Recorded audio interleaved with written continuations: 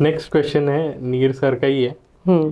What problems do they face if their husbands are also in service? अगर कोई एक lady हैं जो ऑलरेडी सर्विस में हैं, जैसे आप हैं डिप्टी कलेक्टर जी, तो अगर उनके हस्बैंड भी सर्विस में हैं किसी पोजीशन पे, तो दोनों कैसे मैनेज करना चाहिए, कैसे एक लाइफ को मैनेज किया जाता है? देखिए प्रोफेशनल लाइफ में तो कोई प्रॉब्लम नहीं आएगी आपकी। हाँ, ये हो सकता है पर्सनल लाइफ में पोस्टिंग हो सकता है साथ ना हो, और इसके अलावा मुझे नहीं लगता इसके अलावा और कोई प्रॉब्लम आएगी। तो पोस्टिंग अगर अलग अलग भी है तो 5 डेज ही है, बाकी तो आपका 2 दिन तो छुट्टियां ही होती है। और अगर वो नहीं आ पा रहे हैं तो आप चले जाएं, आप नहीं आ पा रहे हैं तो वो आ जाए। और हमारा छत्तीसगढ़ इतना बड़ा भी नहीं है कि जिसको हम लोग कवर ना कर सकें। मतलब अगर मान लीजिए कि कुछ ऐसी सिचुएशन बनती है जिसमें वो अगर आपको उनको काम आ गया, आप नहीं वो नहीं आ पा रहे तो आप चले जाइए। बाकी ऐसा कोई भी प्रॉब्लम नहीं रहती। प्रोफेशनल लाइफ तो इवन आपका बेटर हो जाता है, क्योंकि आपको एक साथ में मिल जाता है जो सेम प्रॉब्लम फेस कर रहा होगा या फिर सेम सिचुएशन से गुजर रहे होंगे, सेम सारी चीज़ें आप चूँकि आप दोनों सेम फील्ड में हैं तो सेम सारी चीज़ें हो रही होंगी, तो आपको एक बल्कि साथ मिल जाता है, वो सपोर्ट होता है, तो ये चीज़ अच्छी है। ये बहुत इम्पोर्टेंट। नेक्स्ट क्वेश्चन है, अच्छे अच्छे क्वेश्चंस आए हैं आपके लिए जी, कि प्रीलिम्स जैसे परीक्षाओं तथा मेंस की परीक्षाओं की तैयारियों में क्या डिफरेंस रखना चाहिए, क्या डिफरेंस रहता है? एक्चुअली में प्रीलिम्स जो होता है वो ऑब्जेक्टिव होता है और मेंस जो होता है वो सब्जेक्टिव होता है। मीन्स आपको लिखने की प्रैक्टिस आपकी बहुत अच्छी होनी चाहिए। आपको गागर में सागर भरना है मेंस में।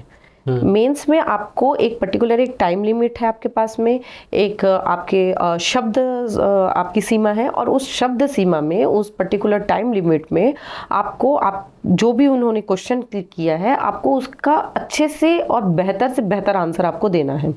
मेंस में ये होता है। जबकि ऑब्जेक्टिव पैटर्न में ये होता है प्रीलिम्स में कि उन्होंने क्वेश्चन पूछा है, उसका स्ट्रेट फॉरवर्ड एक आंसर होता है और आपको आंसर टिक लगाना है और आपको आगे बढ़ना है।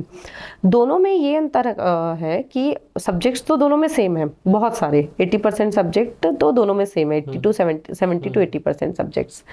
तो जब आप पढ़ाई कर रहे हो तो आप उसको कोर में जाके पढ़ाई करिए। जैसे हिस्ट्री दोनों में सेम है तो आप हिस्ट्री को अच्छे से पढ़िए, कोर में जाके पढ़िए, आपको उसका अच्छा नॉलेज होना चाहिए, ज्योग्राफी अच्छा होना चाहिए, आपकी लैंग्वेज की अच्छी नॉलेज होनी चाहिए, ताकि वो आपको अगर ऑब्जेक्टिव पूछ रहा है तो आपके ऑब्जेक्टिव भी आप सॉल्व कर सकें, और अगर आपको सब्जेक्टिव पूछ रहा है तो आपका आंसर राइटिंग भी बहुत अच्छा हो सके।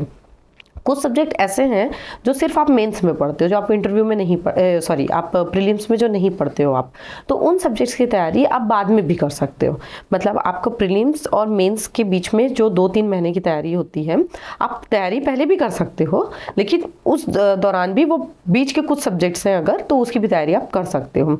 हाँ, ये चीज़ है दोनों के, आप चूँकि एग्ज़ाम का दोनों का पैटर्न अलग अलग है, तो इसके लिए आप OMR शीट आजकल तो मार्केट में अवेलेबल है, बहुत सारे डमी OMR शीट्स आते हैं, बहुत सारी क्वेश्चन आंसर के प्रैक्टिस शीट आती है, आप उसको लीजिए, आप उसको सॉल्व करिए, आप टेस्ट सीरीज ज्वाइन करिए, आप टेस्ट सीरीज सॉल्व करिए। इसलिए टेस्ट सीरीज सॉल्व करिए ताकि अगर आपको कुछ प्रॉब्लम्स आप फेस कर रहे हो तो आप उस टेस्ट सीरीज को दिला के ही आपको समझ में आ जाए। वो डायरेक्ट गलती अगर आप एग्जाम में करोगे तो वो ज़्यादा नुकसानदेह है, और अगर वहाँ पे आप जब टेस्ट दिला रहे होते हैं तो अपनी गलतियाँ आपको पता चलती है, फिर वो गलतियाँ आप सीखते हो, आप सुधारते हो, निगेटिव मार्किंग आपकी कम होती है, तो वो आपको बेहतर रिजल्ट देता है। तो टेस्ट सीरीज बिल्कुल ज्वाइन करिए। आप मेंस आंसर राइटिंग कर रहे हैं तो मेंस का भी एक पूरा शीट आता है, जिसमें जो हमारा मेंस का जो मेन एग्जाम होता है उसका जो शीट आता है वैसे डुप्लीकेट एक शीट आती है, मार्केट में अवेलेबल है बहुत सारी, तो आप उस शीट में आप आंसर राइटिंग प्रैक्टिस करिए। आप डमी क्वेश्चंस निकाल लीजिए, आप हो सकता है किसी टेस्ट सीरीज के क्वेश्चन निकाल लीजिए, आप किसी अदर जो प्रीवियस ईयर क्वेश्चन पेपर है आप वो निकाल लीजिए, और उसको करने के बाद में आप उसके आंसर राइटिंग की प्रैक्टिस करिए। तो आपको ये 2 चीज़ आपको करनी चाहिए।